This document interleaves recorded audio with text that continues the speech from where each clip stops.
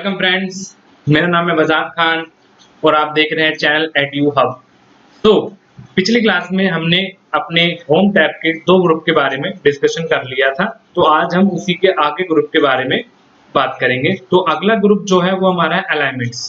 तो देखिए, इसको स्टार्ट करने से पहले मैं थोड़ा एक्सेल का एक चीज बता देता हूँ कि जब भी आप एक सेल में एक्सेल में लाइक आप कोई अल्फाबेट लिखते हो, ठीक है, और अल्फाबेट को देखना, ये अल्फाबेट आपका कहाँ होता है, लेफ्ट की तरफ। कोई सिंबल लगा लो, ये भी आपका लेफ्ट की तरफ होगा। कुछ भी साइन लगा लो, वो भी आपका लेफ्ट की तरफ होगा। बट अगर लिखते हो नंबर, मतलब 1 2 3, तो ये आपका होता है बाय डिफॉल्ट राइट की तरफ। तो आप इसको तो समझ ही गए होंगे। बाकी ये भी ऐसे ही हो रखा है। ये आप देखिए, ये है आपका लेफ्ट की तरफ, ये भी है आपका लेफ्ट की तरफ और बाकी सारे हैं राइट की तरफ। तो इन नक्शल अगर मैं बोलूं, अदर देन नंबर वाली चीजें सेल के अंदर लेफ्ट की तरफ होंगी, उल्टे हाथ की तरफ, और नंबर वाली चीजें जो लिखी होंगी बाय डिफॉल्ट होंगी राइट की तरफ। ठीक है, तो ये तो था बेसिक नॉलेज। अब मैं इसके आगे की कहानी स्टार्ट करता हूं। तो एक बार इस डाटा को ध्यान से देखिए। इसमें अटपटा दिख रहा है। अटपटा मतलब कुछ चीजें सेल में लेफ्ट लिखी हुई है, कुछ चीजें सेल में राइट लिखी हुई हैं। ऐसा होता कि काश सारे ही लेफ्ट होते, सारे ही राइट होते, सारे ही अलग अलग फॉर्मेट में एक जैसे होते तो अच्छा दिखता। अभी थोड़ा सा अटपटा सा दिख रहा है। तो इसी के लिए अगला ग्रुप है हमारा अलाइनमेंट्स का। ठीक है, देखो दो तरीके के अलाइनमेंट्स होंगे। एक होगा कॉलम में लेफ्ट राइट, एक होगा रो में अपर और लोअर। ठीक है, तो पहला हम करेंगे कॉलम में लेफ्ट राइट, कि कॉलम में अगर राइट हो तो लेफ्ट कैसे करना है या राइट कैसे करना है, और एक और ऑप्शन आएगा आपका सेंटर कैसे करना है। तो ये जो तीनों ऑप्शन दिख रहे हैं आपको, ये होते हैं कॉलम के अंदर लेफ्ट राइट और मिड के। ठीक है, लेफ्ट राइट और सेंटर मिड जो भी बोल सकते हो। तो ध्यान से देखिए, अगर मैं सारा का सारा डाटा सेलेक्ट कर लूं और एक साथ ही मैं लेफ्ट करूं, तो ध्यान से देखिएगा सारा डाटा एक साथ सिंक्रोनाइज होके लेफ्ट में आ गया है। ऐसे ही मैं सारा डाटा राइट करने की बात करूं तो सारा डाटा राइट में भी आ गया, और मैंने एक सेंटर वाला बोला है, ये है सेंटर वाला, ये सेंटर में आ गया। तो अब देखिए सारा का सारा डाटा एक साथ लेफ्ट हुआ या राइट हुआ या सेंटर हुआ, तो अब अच्छा दिख रहा है। अब डाटा दिखने में बहुत अच्छा दिख रहा है। ठीक है, आगे देखिए, ऊपर वाले जो ऑप्शन है वो रो में है, मतलब रो में। अभी देखो रो थोड़ी ना छोटी है, तो पता नहीं चलेगा कि ये डाउन है, अप है या मिड है। तो मैं इसको थोड़ा सा बड़ा कर देता हूं। तो अब देखिए, ये रो में आपका हो रखा है नीचे की तरफ, मुझे ले जाना है टॉप पे, तो ये रहा टॉप अलाइनमेंट। तो देखिए टॉप पे आ गया। ये है बॉटम अलाइनमेंट, बॉटम में आ गया, और ये है मिड अलाइनमेंट, ये आ गया बीच।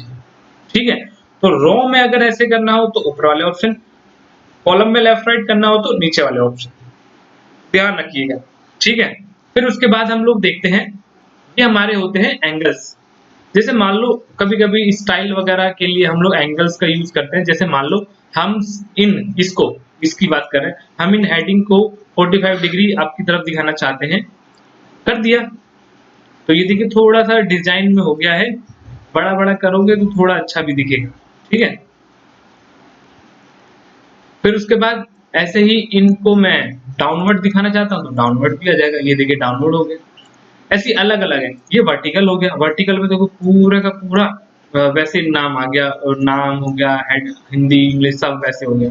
ठीक है, फिर उसके बाद रोटेट भी कर सकते हैं, और रोटेट हम इस साइड भी कर सकते हैं। ठीक है, तो यहाँ पे देखिए ध्यान से, ये सारा का सारा डाटा आपका सिर्फ इसके एंगल के लिए, कि आपको एंगल कैसा रखना है। और भी है इसके अंदर, जैसे फॉर्मेट सेल पे में आया तो यहाँ पे देखिए ये एंगल होते हैं। तो आप यहाँ पे अपनी मर्जी का भी एंगल लिख सकते हो, या लाइक मैंने लिख दिया 15, तो देखो 15 एंगल पे चला भी गया थोड़ा सा। और आप इस सुई से भी कर सकते हो, तो देखो नीचे आपका ये चीज मूव हो रही है, ये चीज चेंज हो रही है। तो जैसे ही मैंने यहाँ पे कर दिया 16, ओके, तो देखिए 16 डिग्री पे हो गए। माइनस था इसलिए डाउनवर्ड आ गया। ऐसे ही वहां पे जाएंगे, और अगर नॉर्मल करना है तो यहाँ पे 0 करके आप इसको ओके कर दो, ये नॉर्मल हो जाएगा। ठीक है, इसको हम कर देते हैं छोटा। वापस से आगे चलते हैं। अब इसकी देखिए आगे वाले की, ये वाले होते हैं इंडेंट आपकी। ये होता है लेफ्ट इंक्रीज इंडेंट, ये होता है डिक्रीज इंडेंट। होता क्या है, जैसे मान लो मैंने यहाँ पे ना सबको ना लेफ्ट कर रखा है। ठीक है, मैं चाहता हूँ कि सेल में बीच में ना जाए, लेकिन थोड़ा सा आगे हो जाए, लेफ्ट से थोड़ा सा आगे। तो ये दोनों ऑप्शन है जो आपके पॉसिबल करा सकते हैं। कैसे देखिए, इंक्रीज में थोड़ा थोड़ा थोड़ा करके आगे बढ़ेगा, डिक्रीज में थोड़ा थोड़ा करके पीछे होगा। मान लो मुझे इतना ही आगे कराना था, पहले ये था इधर बिल्कुल चिपका हुआ, मैंने बोला थोड़ा सा आगे हो जाए, उधर से चिपका हुआ अच्छा नहीं दिख रहा है, तो देखिए सारे के सारे थोड़े थोड़े आगे से हो गए, तो ये थोड़ा थोड़ा आगे करेगा और ये बिल्कुल परफेक्ट। मिड मतलब मिड, राइट मतलब राइट, लेफ्ट मतलब लेफ्ट, ये थोड़ा बहुत आगे पीछे कर सकता है आपको। तो ये भी आपकी क्या हो गए, अलाइनमेंट्स को छेड़छाड़ करने वाले ही ऑप्शन है। ठीक है, आगे चलते हैं। आगे वाला ऑप्शन काफी इंटरेस्टिंग है, रैप टेक्स्ट। जैसे कि मैंने यहाँ पे एक नाम लिखा, गौरव कुमार, ठीक है, ये एक सेल में मैंने नाम लिख दिया। अब मैं दूसरे में लिख रहा हूं, मान लो ज्योति। तो ध्यान से देखिए, गौरव कुमार बहुत बड़ा नाम था, वो कट चुका है क्योंकि सेल की साइज बहुत छोटी थी। अगर मैं इसको बड़ा करूंगा तो यहाँ से बड़ा कर सकता हूँ, लेकिन मान लो हमें ना साइज बड़ा नहीं करना, हमें एडजस्ट यही करना है। ठीक है, हमें सेल का साइज मतलब कॉलम नहीं बड़ा करना है, कॉलम का साइज इतना ही रखना है, लेकिन फिर भी हमें इसको दिखाना है एडजस्ट करके। तो ये आपका अगला ऑप्शन है, रैप टेक्स्ट। इसके जरिए हम लोग कॉलम को बिना बड़ा किए इसी में एडजस्ट कर देंगे। तो देखिए कर्सर यहाँ रखना है, रैप टेक्स्ट पे क्लिक करना है, तो देखिए आपका क्या हो गया, पूरा का पूरा नाम दिख रहा है, कॉलम का साइज उतना है, बट इसने क्या किया, एडजस्ट करने के लिए रो का साइज बढ़ा दिया। ठीक है, तो ये होता है आपका क्या, स्पेस के बाद तोड़ देगा आपका ये वर्ड और नीचे ले जाएगा। ठीक है, लेकिन पूरा जरूर दिखाएगा, देखिए पूरा दिखा रहा है। मान लो आपको ये नहीं करना एडजस्टमेंट, आपको ये रो भी सेम रखनी है और कॉलम भी सेम रखना है, तो अगला ऑप्शन है। अगला ऑप्शन क्या है, मान लो ये बहुत बड़ा जा रहा है, कॉलम का साइज नहीं बढ़ाना, रो का साइज नहीं बढ़ाना, तो आप क्या कर सकते हो, सेल का साइज बढ़ा सकते हो। सेल छोटा है ना, तो आप इन दो सेल को जोड़ दो, आप इन दो सेल को क्या कर सकते हो, जोड़ सकते हो। तो अगला ऑप्शन है आपका जोड़ने का। मर्ज इन सेंटर, ये क्या करेगा, मर्ज करके सेंटर में ला देगा। तो जैसे ही मैंने क्लिक किया तो देखो इसने मर्ज किया और सेंटर में भी लिया, देखो centre alignment by default highlight हो रहा है ना, क्योंकि इसका नाम ही क्या है, मर्ज करेगा और सेंटर में ले आएगा आपका। ठीक, इसमें और भी ऑप्शन है, ये हम एक बार अभी डिस्कस कर लेते हैं। जैसे कि मैं यहाँ पे एक नाम तो यही ले लेता हूँ, गौरव कुमार, फिर हम यहाँ ले लेते हैं ज्योति गुप्ता, फिर ले लेते हैं नेहा कुमारी, और इसका साइज हम कर देते हैं थोड़ा छोटा। ठीक है, तो तीनों नाम आप देख सकते हो कट के आगे जा रहे। ठीक है, इन सबको मर्ज करना पड़ेगा, लेकिन अगर आपने सिर्फ मर्ज इन सेंटर किया बाहर से, तो यहाँ ध्यान से देखिए क्या होगा, मैं ओके करते ही एक नाम आ जाएगा बस, बाकी सारे नाम हट गए, क्योंकि उसने सारे के सारे सेल को एक कर दिया।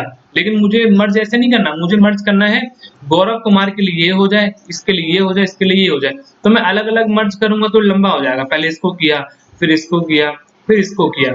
तो हम लोग यहाँ पे एक और ऑप्शन है मर्ज एक्रोस का, इसके अंदर मर्ज एक्रोस में क्या करेगा, आमने सामने वाले सेल को एक कर दिया। देखिए आप, ये देखिए ये सारे सेल अब आमने सामने मर्ज हुए, ना कि सारे एक जैसे हुए। तो मर्ज एक्रोस का मतलब होता है कि अपने से सामने वाले जितने भी सिलेक्शन में होंगे सबको सामने सामने करके क्या कर देगा, मर्ज कर देगा। तीसरा ऑप्शन है आपका, जैसे मैं इसको अनमर्ज करता हूं, तो बाहर वाला जो मर्ज इन सेंटर का मतलब ये जो मर्ज इन सेंटर का ऑप्शन है, इसको मैं क्लिक करता हूं तो मर्ज करके सेंटर में ला रहा है, सेंटर अलाइनमेंट ला रहा है, तो इसको मैं हटा देता हूं। और जो अगला वाला ऑप्शन है मर्ज इन सेंटर वाला और मर्ज वाला, ये सिर्फ मर्ज करेगा, सेंटर में नहीं लाएगा। देखिए ये सेंटर में नहीं लेके गया, सिर्फ मर्ज करेगा। मान लो आपको नीड है सिर्फ मर्ज करना है, तो आप तीसरा ऑप्शन यूज करेंगे। मान लो आपको मर्ज इन सेंटर करना है, तो आप क्या करेंगे, बाहर वाला ऑप्शन मर्ज इन सेंटर यूज करते हैं। ठीक है, और लास्ट ऑप्शन आपको समझ ही गए होंगे, लिखा हुआ अनमर्ज सेल, मतलब जो मर्ज हुए हैं सेल उसको अनमर्ज कर सकता है। ये देखो अनमर्ज हो गया, ऐसे यहाँ पे भी अनमर्ज करेंगे, अनमर्ज हो गया, ये देखिए दो सेल हो चुके हैं, ये देखिए। ठीक है, तो ये चार ऑप्शन रहते हैं। दूसरा मर्ज का ऑप्शन हम एक और चीज के लिए यूज करते हैं, किसके लिए, हेडिंग बनाने के लिए। जैसे आप ये देख सकते हैं मार्कशीट मैंने एक सेल में कर रखा है, तो मैंने ये हेडिंग के लिए मर्ज सेंटर का यूज किया है। मैं अगर इसको नॉर्मल करता हूं तो देखिए ये किसी एक सेल में लिखा हुआ है, बाकी सारे सेल ये रहे। तो मेरे को क्या करना था, हेडिंग के लिए बीच में लाना होगा, मैंने सबको सेलेक्ट किया, मर्ज सेंटर किया, सेंटर में आ गया, साइज बढ़ा दिया, कलर चेंज कर दिया। ठीक है, तो ये आपका देखो एज एन हेडिंग अब शो हो रहा है। तो हम लोग मर्ज सेंटर का यूज ज्यादातर हेडिंग के लिए करते हैं, हेडिंग बनाने के लिए। ठीक है, होप सो समझ आया होगा। आगे चलते हैं नंबर ग्रुप पे। तो नंबर ग्रुप के लिए मैं क्या करता हूँ, पहले थोड़े से हिस्से पे बॉर्डर लगा लेता हूँ, कोई सा भी, ताकि पता रहे हम इतने हिस्से पे काम करेंगे।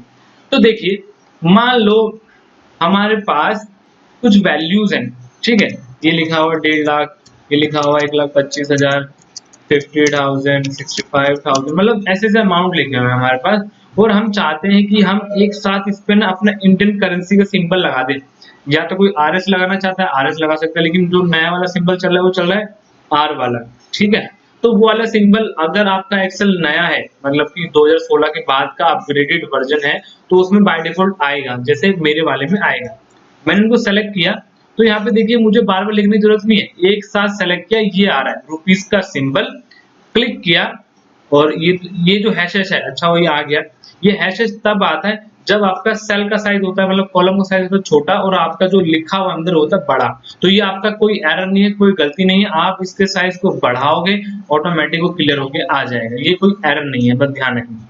तो देखिए आपका ऑटोमेटिक सिंबल लग चुका है, ठीक है। ऐसी और भी सिंबल है, आप वहां देख सकते हैं, डॉलर का भी है, यूरो का भी है, येन का भी है, ठीक है। तो ये सारे के सारे सिंबल्स हैं जो यहाँ पे आप लोग लगा सकते हो। हटाना हो, सेलेक्ट करके आप यहाँ पे आ जाओ और जनरल कर दो, जनरल करते ही नॉर्मल हो जाएगा, ठीक है। अब यहाँ पे क्वेश्चन ये उठता है, क्या यही करेंसीज आएंगी, क्या और कोई करेंसी नहीं आ सकती है? तो देखिए, ये पांचों वो करेंसी है जो यूनिवर्सल एक्सचेंजर है, मतलब कि आप लोग इन करेंसीज के जरिए किसी भी कंट्री में इंपोर्ट एक्सपोर्ट के लिए ये करेंसी यूज कर सकते हैं। मींस अगर डॉलर इंडिया वाला दे किसी को, किसी भी कंट्री को कुछ खरीदने के लिए, ले लेगा। डॉलर हमें दे कोई भी कंट्री कुछ खरीदने के लिए, ले लेंगे। ऐसे ही क्या नाम, मैं अगर बात करता हूँ ईरान का कोई करेंसी है, ईरान होता है, अजीब सा नाम है उसका, ठीक है, ईरान की करेंसी है, यूनिवर्सल एक्सचेंजर नहीं है। अगर इंडिया को देख के कुछ खरीदेगा तो हम बोलेंगे नहीं, ये नहीं चलेगा भाई यहाँ पे, ठीक है। क्यों? कुछ जो करेंसीज है वो यूनिवर्सल एक्सचेंजर है, कुछ करेंसी ऐसी जो यूनिवर्सल एक्सचेंजर नहीं है, ठीक है। तो आपको ये देखना पड़ेगा। लेकिन अगर आप चाहते हो बाय डिफॉल्ट की मुझे चाहिए, तो आप यहाँ जाइए मोर अकाउंटिंग में, तो यहाँ पे आपके देखिए बहुत सारे सिंबल्स हैं अलग अलग कंट्रीज के। तो आप यहाँ पे देख सकते हैं, यहाँ पे आपको पक्का मिल जाएगा, ठीक है। बहुत सारी कंट्रीज आपको ढूंढना पड़ेगा, तो ये लिस्ट है, यहाँ पे आप देख सकते हैं, ठीक है। आगे चलते हैं परसेंटेज वाली पे। जैसे कि मान लीजिए मैंने यहाँ पे सबकी परसेंटेज निकाली हुई है, ठीक है। जैसे ये लाया है, मान लो ऐसे ही रैंडम ले रहे 65%, तो मैं क्या करूंगा, 65 लिख के परसेंटेज लगाऊंगा, मतलब कि शिफ्ट के साथ 5 दबाए।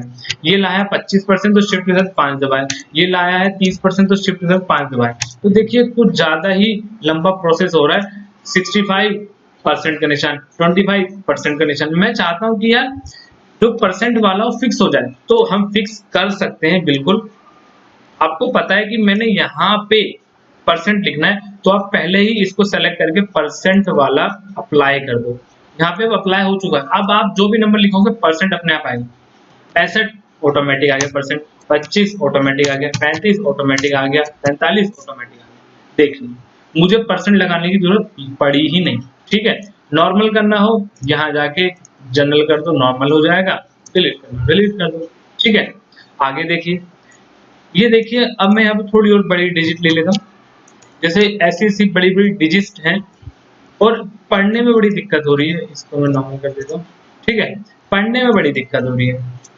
देखिए अगर हम लोग अब बताएं, तो हम लोग क्या करते हैं, कॉमा लगा होते तो आसानी से रिलेट कर लेते हैं। हाँ ये होता है इकाई, दहाई, सैकड़ा, या जो भी आप करते हो उसके हिसाब से हम लोग पता कर लेते हैं ये अमाउंट कितना है, करोड़ का है, लाख का है, हजार का है।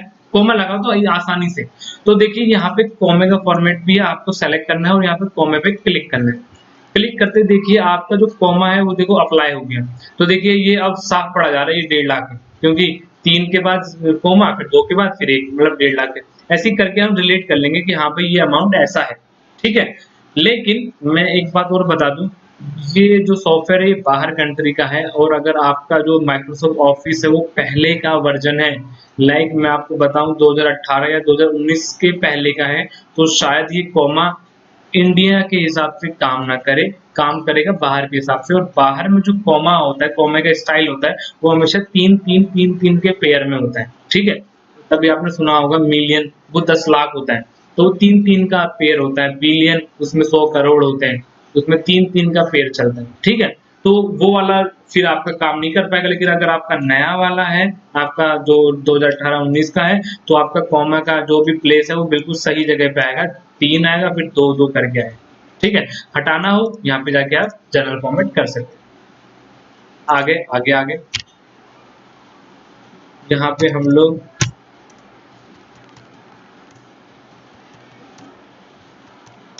देखिए ये कोई वैल्यू है और ध्यान से देखो, कहीं पे डेसिमल 5 प्लेस पे है, कहीं पे डेसिमल 2 प्लेस पे, कहीं पे डेसिमल 1 प्लेस पे। मैं चाह रहा हूँ ये डाटा बहुत ज्यादा है ना बुरा सा दिख रहा है, डेसिमल प्लेस एक जैसे हो जाए, सबके 4 हो तो सबके ही 4 हो, किसी के 2 हो तो सबके 2 हो, मैं ऐसा चाह रहा हूँ। तो अगला ऑप्शन इसी के लिए डेसिमल इंक्रीज और डेसिमल डिक्रीज के लिए। तो आपको सेलेक्ट करना है, डिक्रीज करना है तो आप डिक्रीज कर सकते हो। तो देखिए यहाँ पे ध्यान से देखिए, आप सबका डेसिमल एक प्लेस पे है, अगर मैंने छोड़ा है हटाऊंगा सबका हट भी जाएगा। अगर बढ़ाऊंगा डेसिमल प्लेस, ये इंक्रीज डेसिमल प्लेस है, तो देखिए अब इंक्रीज भी सेम रिदम में हो रहा है, सेम प्लेस पे हो रहा है, 3-3 है सबके। देखो यहाँ पे अगर नहीं था तो बाय डिफॉल्ट एक्सेल ने उसको 2 0 दे दिए, लेकिन अब बिल्कुल सिंक्रोनाइज में दिख रहा है, बिल्कुल परफेक्ट दिख रहा है, 3-3 डेसिमल प्लेस है। तो अब डाटा अच्छा दिख रहा है पहले के मुकाबले, ठीक है। और इसको नॉर्मल करना हो, आप यहाँ पे आके नॉर्मल कर सकते हो, तो ये वैसा हो जाएगा डाटा जैसा पहले था। और अब यही डेसिमल प्लेस हम लोग किस में यूज कर सकते हैं, मान लो आप बिल वगैरह बना रहे हो, तो आपका मान लो बिल की वैल्यू है 1.5 लाख, तो आप अगर बिल को ध्यान से देखोगे तो बिल में क्या होता है, अमाउंट लिखने के बाद डॉट के बाद 2 0 लगाए जाते हैं, ठीक है। तो 2 0 भी आप यहाँ से इंक्रीज डिक्रीज कर सकते हो, ठीक है। जैसे इंक्रीज करना हो तो आप तो यहाँ से इंक्रीज कर सकते हो। तो देखिए ये वैसा होगा जैसे बिल में लिखा होता है, वहां पे पॉइंट के बाद 2 0 लगे होते हैं, ठीक है। तो आप इसको हटाना हो हटा भी सकते। आगे आ जाते हैं, देखिए कंडीशनल फॉर्मेटिंग जो है ये वालिया मैं पूरी एक अलग वीडियो बनाऊंगा, बहुत इंटरेस्टिंग टॉपिक है। तो हम आज इस वीडियो में इसको कवर ना करके अगली आने वाली वीडियो में कवर करेंगे, ठीक है। पहले मैं क्या करूंगा कि कंडीशनल फॉर्मेटिंग में इस पूरे टैब को कराने के बाद आपके लिए बनाऊंगा, क्योंकि बहुत इंटरेस्टिंग है, बहुत बढ़िया टॉपिक है, एक वीडियो में कवर होगा, बहुत मजा भी आएगा, ठीक है। तो अभी हम इससे आगे चलते हैं फॉर्मेट एज टेबल पे। तो देखिए फॉर्मेट एज टेबल क्या है, एक है ना टेबल का स्टाइल है। यहाँ पे देखिए अलग अलग कलर के अलग अलग स्टाइल हैं, आप अपनी मर्जी से कोई भी चूज करो।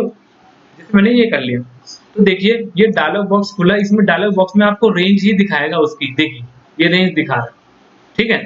और यहाँ पे लिखा हुआ माई टेबल हैज हेडर, मतलब मेरी टेबल पे हेडर है, मतलब हेडिंग्स हैं, तो ये बाय डिफॉल्ट ठीक है, ओके कर दिया।